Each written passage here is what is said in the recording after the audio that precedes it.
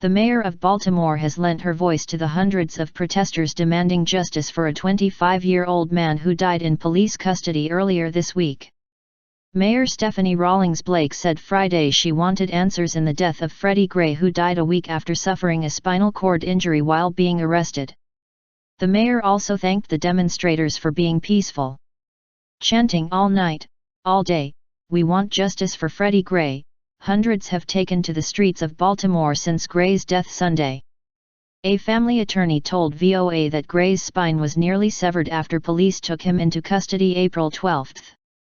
Mayor Rawlings-Blake said Friday, she wanted to know why police officers apparently did not follow the policy requiring that all prisoners wear seatbelts while being transported, and why they did not call for medical assistance after Gray asked for it. The Baltimore police acknowledged on Thursday that Gray was not wearing a seatbelt while in the back of the van that took him to the police station. Baltimore Police Commissioner Anthony Batts said officers were slow to recognize that Mr. Gray, who apparently had asthma, needed medical attention. Batts on Friday refused calls to resign. He added that police had received a preliminary verbal report from the medical examiner on Gray. He did not disclose the results of that report.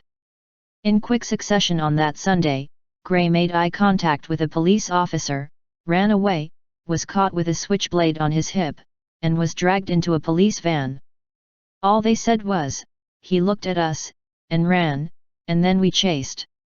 That doesn't meet any legal standard for stopping or arresting somebody, said Judge William Murphy, Jr., a lawyer representing Gray's family. The only thing this kid did wrong by running from the police was that he didn't run fast enough. 6 police officers are on paid leave. Gray's funeral is scheduled for Monday. Residents in the Sandtown neighborhood, where Gray was arrested, told VOA they want answers for what they say is a long-standing face-off between police and the black community. Melissa lives in Sandtown. She says the shine on police badges wore off long ago for her. The unsolved stabbing death of her cousin last year only makes it worse. "They've been given badges to be bullies, they've been given badges to terrorize," she said, standing in front of the memorial to Gray. There is no justice, Melissa believes, even in the decision to place the officers on leave. Suspended with pay? What is that? You giving them a paid vacation for killing somebody? Sean, a Sandtown resident who also passed by the memorial on Wednesday, said he grew up fearing police. "This is the reason why we run, because we already know there's a 90% chance that if you don't run, you're going to get locked up for something.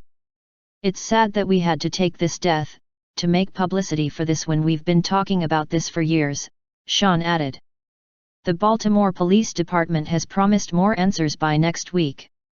A second person in the police van that morning is being treated as a witness, according to an agency statement on Wednesday.